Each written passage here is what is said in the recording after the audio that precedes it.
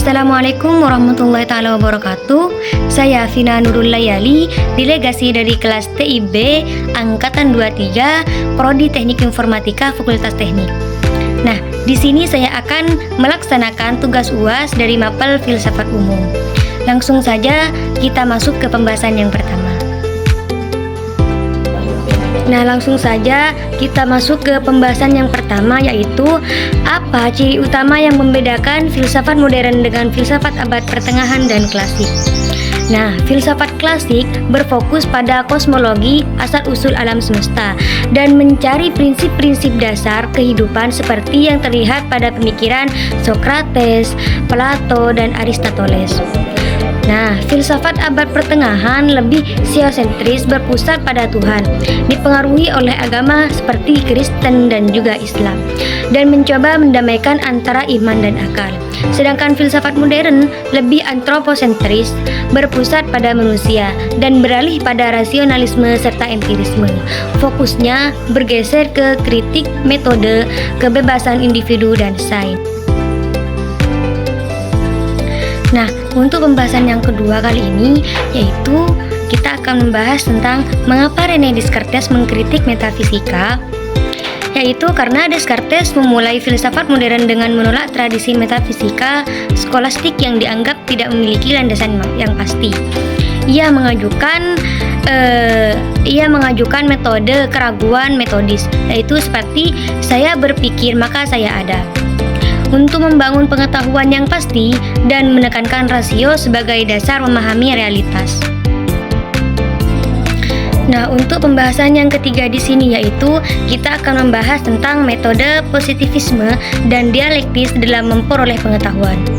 Nah, positivisme yaitu mengandalkan pengamatan empiris dan verifikasi ilmiah. Pengetahuan yang benar adalah yang bisa diuji melalui pengalaman dan eksperimen. Sedangkan dialektika yaitu menekankan proses dialogis dan kontradiksi untuk mencapai kebenaran, seperti konsep tesis, antitesis, dan juga sintesis dalam filsafat Hegel.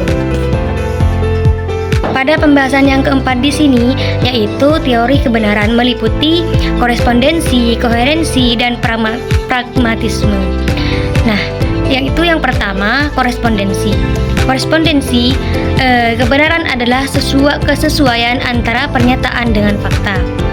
Nah, dan yang kedua yaitu koherensi. Koherensi yaitu kebenaran adalah konsistensi logis dalam sistem pemikiran. Dan yang ketiga yaitu pragmatisme. Kebenaran adalah apa yang berguna dan dapat diaplikasikan dengan kehidupan praktis. Nah, untuk pembahasan yang kelima di sini, yaitu kita akan membahas tentang realisme dan idealisme dalam menjawab hakikat pengetahuan. Nah, realisme adalah pengetahuan yang berasal dari dunia luar yang nyata dan independen dari pemikiran manusia. Nah, sedangkan idealisme yaitu pengetahuan adalah konstruksi mental, realitas bergantung pada resepsi dan ide manusia. Untuk pembahasan yang keenam di sini, yaitu kita akan membahas tentang penjelasan materialisme, idealisme, dualisme, dan pluralisme dalam ontologi. Nah, materialisme yaitu realitas sejati adalah materi. Semua fenomena berasal dari proses fisik. Sedangkan idealisme yaitu realitas adalah ide atau pemikiran. Dunia material hanyalah manifestasi dari pemikiran. Dualisme yaitu realitas terdiri dari dua substansi, yaitu materi dan jiwa atau pemikiran. Sedangkan pluralisme yaitu realitas terdiri dari banyak elemen fundamental, bukan hanya satu atau dua. Nah, untuk pembahasan yang ketujuh di sini yaitu tentang argumen materialisme dan idealisme dalam menjelaskan realitas sejati. Nah, materialisme di sini yaitu semua yang ada adalah materi. Pikiran dan kesadaran muncul dari proses biologis. Sedangkan idealisme yaitu realitas fisik hanya ada sebagai persepsi dalam pikiran. Pikiran itu sendiri adalah esensi dasar. Nah, sekarang kita masuk ke pembahasan yang ke-8, yaitu apa alasan empirisme mengandalkan indera dibandingkan akal, yaitu empirisme menekankan bahwa pengetahuan berasal dari pengalaman inderawi. Nah, akal dianggap hanya mengorganisasi data yang diperoleh dari pengalaman, bukan sumber utama pengetahuan.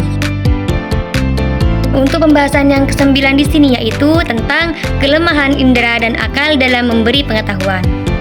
Indera yaitu bisa menipu atau bisa disebut juga dengan ilusi kesalahan persepsi.